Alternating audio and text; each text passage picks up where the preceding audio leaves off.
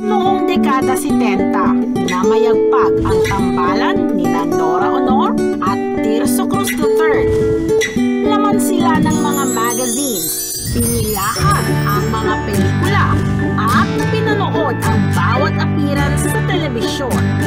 Sa kasagsagan ng kasikatan ni Guy and Pip, nakilala ng publiko ang manikang si Maria Leonora Teresa.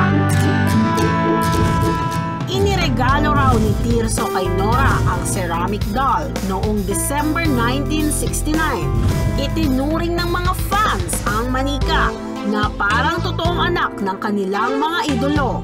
Ngunit makalipas ang halos 50 taon, nasaan na nga ba si Maria Leonora Teresa? Kamakalawa, nakatanggap kami ng sulat mula sa isang diehard Noranian. Ang sabi nito, nasa kanya raw ang sikat na manika. Ako ang presidente ng fan club ni Guy at Pip. Tapos nung nagkahiwalay sila nung 1979, sa akin nabilin ni Guy si Maria Leonora Teresa. Inalagaan daw ni Aling Cordapia si Maria Leonora Teresa na parang tunay nitong anak. Hanggang sa magkaedad na ito. Ay, mahal na mahal ko yan. Hindi na ako nakapag-asawa dahil sa kanya. Ngayong gabi, 5 dekada matapos mawala sa mata ng publiko, makikita na natin muli si Maria Leonora Teresa. Naku, ipapakita ko kayo sa kanya. Kayo na pa siya naghihintay. Siya, si Maria Leonora Teresa. Medyo tumanda na siya kasi magsi-50 na siya sa Disyembre. Maria Leonora Teresa, nasa TV ka. Smile ka naman. Smile. Smile pa more. More.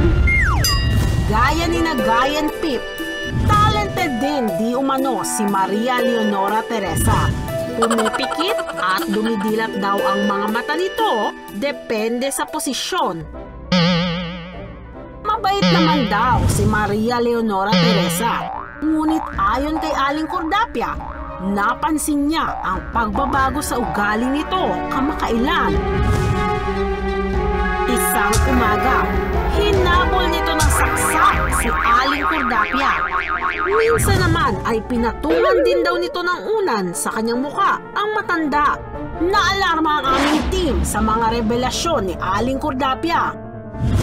Kaya't nagsama kami ng isang paranormal investigator upang suriin ang manika. Nagkataon namang loyal fan din pala siya ni Guy and Pip at nagulat kami sa kanyang natuklasan. Unang-una, ang manikang ito ay hindi si Maria Leonora Teresa. Impostor ang manikang ito. Si Maria Leonora Teresa ay may tato na hugis puso sa kanyang dibdib. Kung inyong titignan, camera please. Siya ay may tato na hugis star for all season. Sa isang Bilmanian. Ano yung poster pinagsasabi? Kilala ko si Maria Leonora Teresa. Binili siya sa akin ni Tirso. Naku, mabuti ko umalis na nga na kayo dito ng gugulo lang kayo. Alis na, alis! Alis! Pero may isa pang nakakagulat na revelasyon ang paranormal investigator. Ang manikang ito sinasapian ng demonyo. Kailangan maisailalim to sa exorcism sa lalong madaling panahon.